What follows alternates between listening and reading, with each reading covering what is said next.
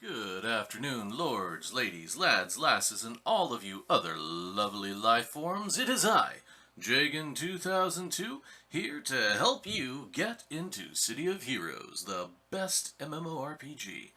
Today I'm going to be presenting a quick, fast, down and dirty introduction to playing the Mastermind. I'll mostly be covering how to set up your initial powers, because I've noticed a lot of new players tend to get confused with the Mastermind archetype, and I would like to help alleviate that. This tutorial will be assuming you've taken the pet power as your first primary power selection.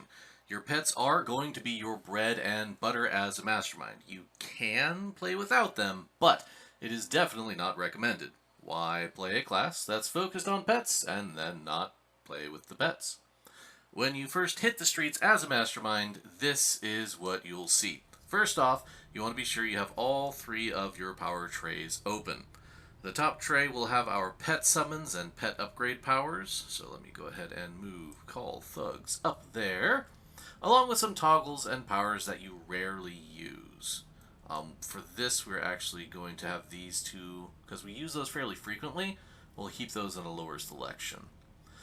This middle bar will have powers used regularly but not often, such as team defense buffs, area debuffs, things that last a while before you need to refresh them, but you want to keep them refreshed. You'll probably end up with a few toggles on this row as well, such as sprint and athletic run.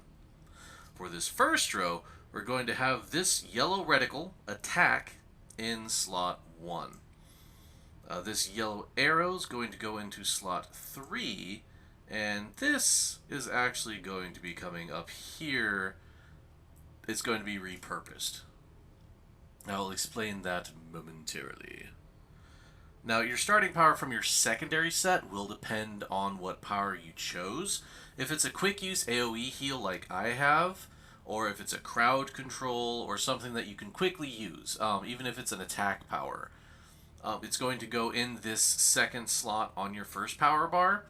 But if it's something more akin to a team buff, a area debuff, something that's got either a long lifespan or it has a long cooldown, so you don't use it as regularly, you're going to put it in your early slots in your second tray. Alright, so first things first, we are going to summon our pet. Click the power, click the reticle. Once it's out, you'll notice there's a new window open on the left side of your screen. This will have information about all of your pets, and they'll be organized by the power that summoned that pet. For instance, this punk was summoned using my Call Thugs power. If you ever accidentally close this window, you can get it back by clicking Team above your chat box, and then in the top left corner of that new window, it'll say Pets. Just click that and it'll bring it right back. If you click the arrow on the right-hand side of the pet window, it will show you icons for each buff or debuff affecting each of your pets. It's great for keeping track of who you need to buff or who is outside of your aura range. And speaking of, this is probably a good time to mention the Mastermind's inherent ability. It's called Supremacy. It's a 60-foot aura power that makes your pets 10% more accurate and 25% harder hitting. You can see the icon for Supremacy right here, and right here if the pet is being influenced by it. If they don't have this icon, that means they're more than 60 feet away from you. I'll show you how to fix that in just a minute. Now, if you see these three buttons in your pet window, you're in basic control mode. We're actually going to select Options, switch to Advanced mode. This will make it so you have independent control of your pet's stance and actions. It has these two buttons instead of three. The first selection here controls our pet's stance. We have three options: passive, defensive, and aggressive. Passive is exactly as it sounds. The pets won't engage in combat. In aggressive stance, they attack anything that comes into their aggro range, which can cause some trouble and possibly get you overwhelmed and killed.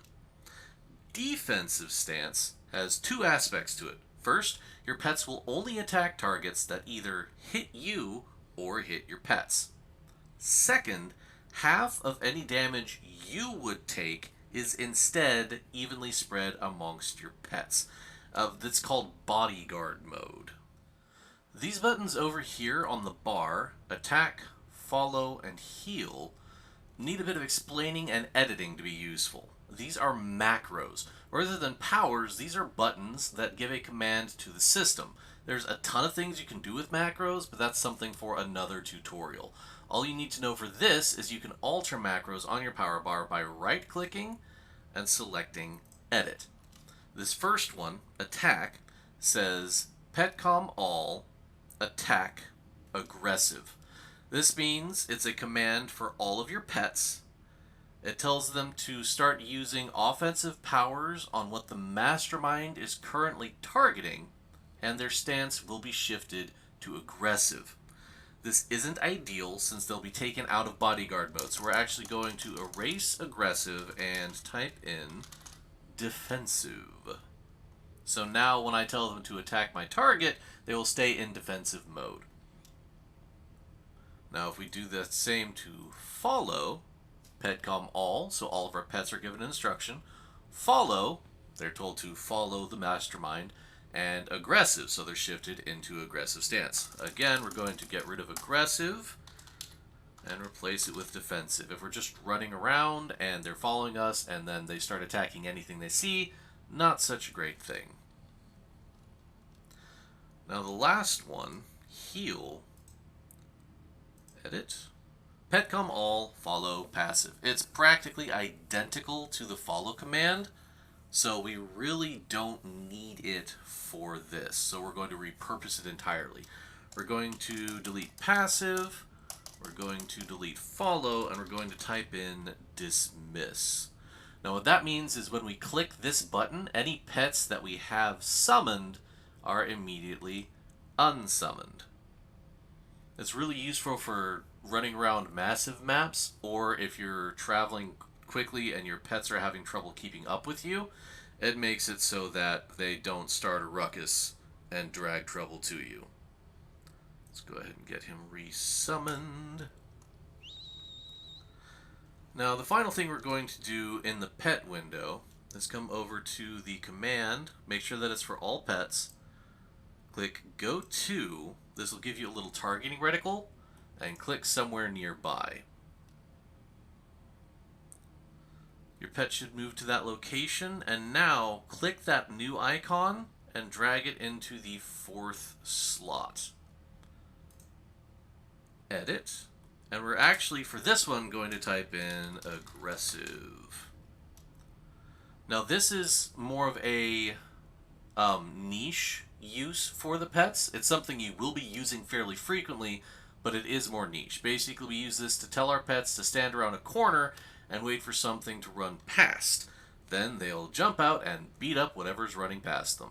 It's used specifically for the Mastermind to kite enemies into an ambush. Essentially, we tell them to wait there, we'll run around a corner, shoot something, and hightail it back down the hall. As soon as whatever we shoot rounds the corner, our pets will start wailing on it. This is the basics of how I have all of my Masterminds set up. It's fairly intuitive to use. 1 has your pet's attack, 2 has your Mastermind's combat ability, 3 tells your pets to come back and follow you again, and 4 tells them to set up an ambush somewhere. When the ambush is done, you press 3 again for them to follow you. This is one of my higher level Masterminds. He's essentially using the same setup. I've got my 3 summon powers, I have my 2 upgrade powers, I have attack, I have my AoE heal, I have follow, I have set up ambush, I have a single target heal, I have a couple of AoE buffs. It's essentially the same setup as I had before. One thing I have different is I have the option to change them all to defensive mode or to aggressive mode straight from my power tray. You can do that just by clicking and dragging the icon onto your power tray. That's all you have to do for it. Anyways, I really hope you all find this useful. Feel free to hit me up if you have any questions. I stream on Twitch Monday, Wednesday, and Friday from noon to 4 p.m. Central Standard Time. The username on there is Jeagan2002, just like on here. I'll post videos on here occasionally as well, mostly going to be reposts of my Twitch streams or maybe some tutorials I feel like doing. I do look forward to everybody joining me over on Twitch. This is Jeagan2002, signing off.